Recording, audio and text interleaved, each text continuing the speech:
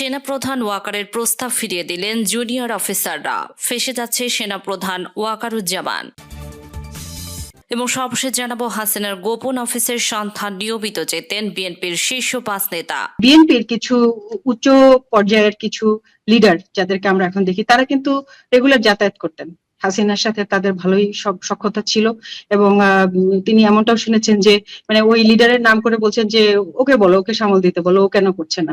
এতক্ষণ শুনছিলেন সংবাদ শিরোনাম, এখন থাকছে বিস্তারিত। গুম, নির্যাতন সহ মানবতা বিরোধী অপরাধে অভিযুক্ত ১৫ সেনা কর্মকর্তাকে হেফাজতে নেওয়া হয়েছে।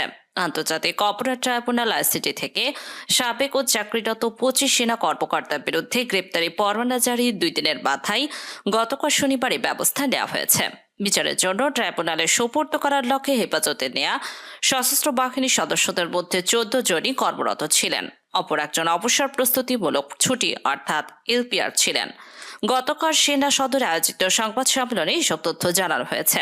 তবে গ্রেপ্তারি পরোয়ানাভুক্ত মেজর জেনারেল কৌফিদ আহমেদ পালিয়ে গেছেন। তিনি ভারতে পলাতক ক্ষমতাচ্যুত প্রধানমন্ত্রী শেখ হাসিনার ঘনিষ্ঠ ও আস্থাভাজন হিসেবে সেনাবাহিনীতে পরিচিতি পেয়েছিলেন। গত বছরের ৫ আগস্ট ভারতে পালিয়ে যাওয়ার সময় বিমানে শেখ হাসিনার সঙ্গে জেনারেল কৌফিদ আহমেদও সঙ্গী হন। পরে তিনি ফিরে আসেন।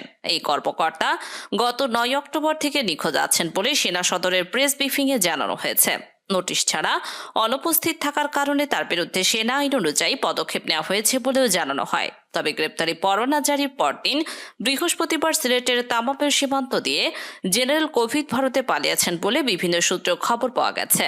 আন্তর্জাতিক অপরাধ ট্রাইব্যুনালের সামরিক বাহিনীর সদস্যদের মামলা সংক্রান্ত বিষয়ে গতকাল বিকেলে ঢাকা সেনানিবাসের মেসে এক আয়োজিত সংবাদ সম্মেলনে বক্তব্য দেন সেনাবাহিনীর adjutant general major general Mohammad Hakimuzzaman. বিগত ১৫.৫ বছরে ফ্যাসিবাদী শাসনে বিভিন্ন মতের রাজনৈতিক নেতাকর্মী ও নাগরিকদের তুলে নিয়ে গুম ও নির্যাতনের অভিযোগে ২৮ জনের বিরুদ্ধে ট্রাইব্যুনাল বুধবার তদন্ত প্রতিবেদন জমা দেওয়া হয়।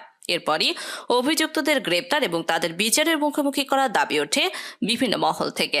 এমন প্রেক্ষাপটে গতকাল সেনা সদরের সংবাদ সম্মেলনে সেনা হেফাজতে নেওয়া সহ পদক্ষেপের তথ্য তুলে দেওয়া হয়।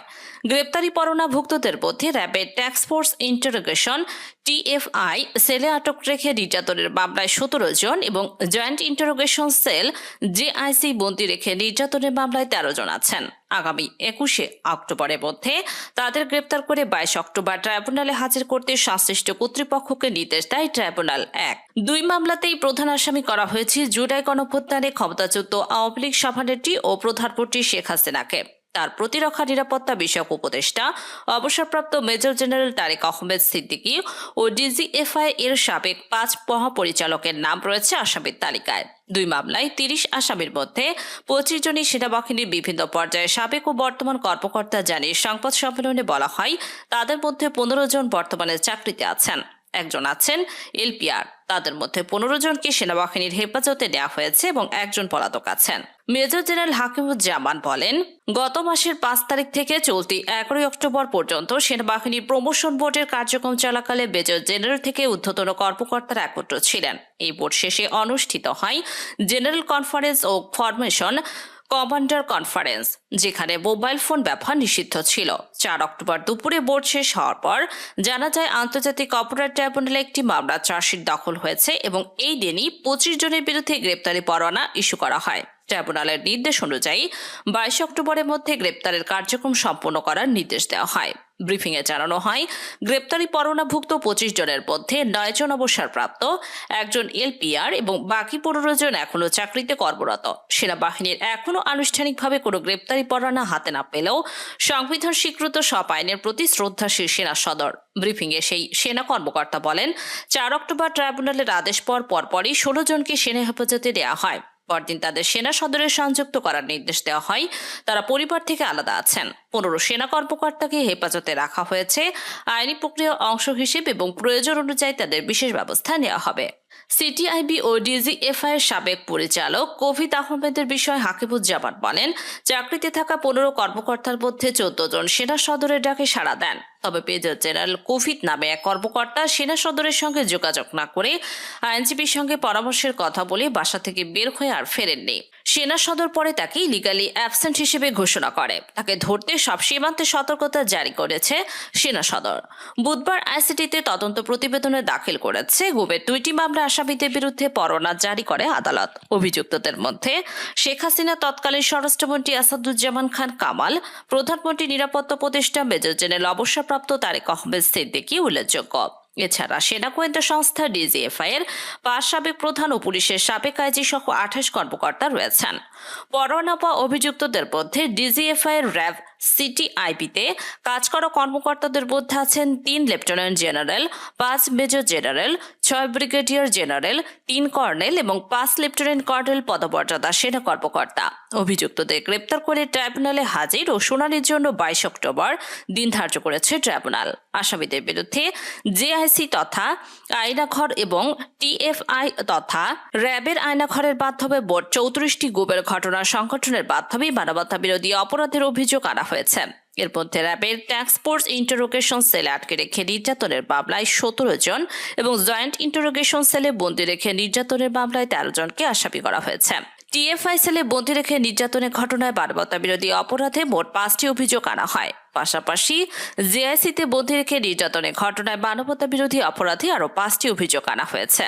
ট্রাইব্যুনালের আইন অনুযায়ী অভিযুক্ত আসামিদের সরকারি কোনো পদে চাকরিরত থাকার সুযোগ নেই। 2টি মামলার মধ্যে জিআইসিভুক্ত 13 আসামি হলেন শেখ হাসিনা, প্রধানমন্ত্রীর নিরাপত্তা বিষয়ক উপদেষ্টা মেজর জেনারেল অবসরপ্রাপ্ত তারেক আহমেদ সিদ্দিকী এবং ডিজিএফআই এর সাবেক মহাপরিচালক লেফটেন্যান্ট জেনারেল অবসরপ্রাপ্ত আকবর হোসেন, মেজর জেনারেল অবসরপ্রাপ্ত সাইফুল আবেদিন, লেফটেন্যান্ট জেনারেল অবসরপ্রাপ্ত সাইফুল আলম, লেফটেন্যান্ট জেনারেল অবসরপ্রাপ্ত আহমেদ তাবরেজ শামস চৌধুরী ও মেজর জেনারেল অবসরপ্রাপ্ত হামিদুল হক, ডিজিএফআই সিটিআইবির সাবেক পরিচালক মেজর জেনারেল অবসরপ্রাপ্ত Mohammad Tauhidul Islam, major general Sheikh Mohammad Sarwar Hossain, major general Kafit Ahmed, brigadier general Mahbubur Rahman Siddiqui, brigadier general Ahmed Tanvir Mazahar Siddiqui এবং লেফটেন্যান্ট কর্নেল অবসরপ্রাপ্ত মুকসুরুল হক।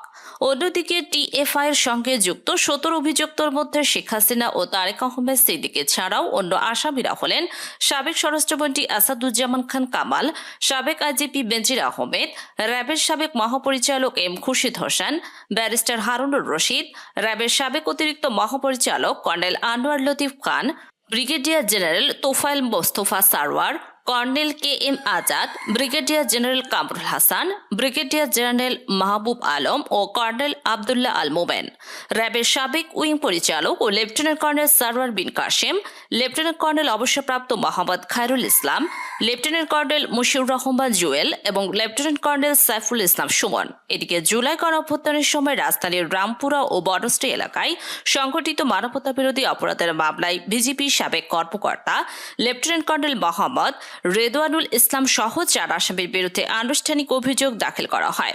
অপর 3 আসামি হলেন বিজেপির কর্মকর্তা লেফটেন্যান্ট কর্নেল মোহাম্মদ রাফাত বিন আলম মুন, পুলিশের সাবেক অতিরিক্ত উপকমিশনার মোহাম্মদ রাশিদুল ইসলাম ও সাবেক ভারপ্রাপ্ত কর্মকর্তা ওসি মোহাম্মদ মুশিউর রহমান।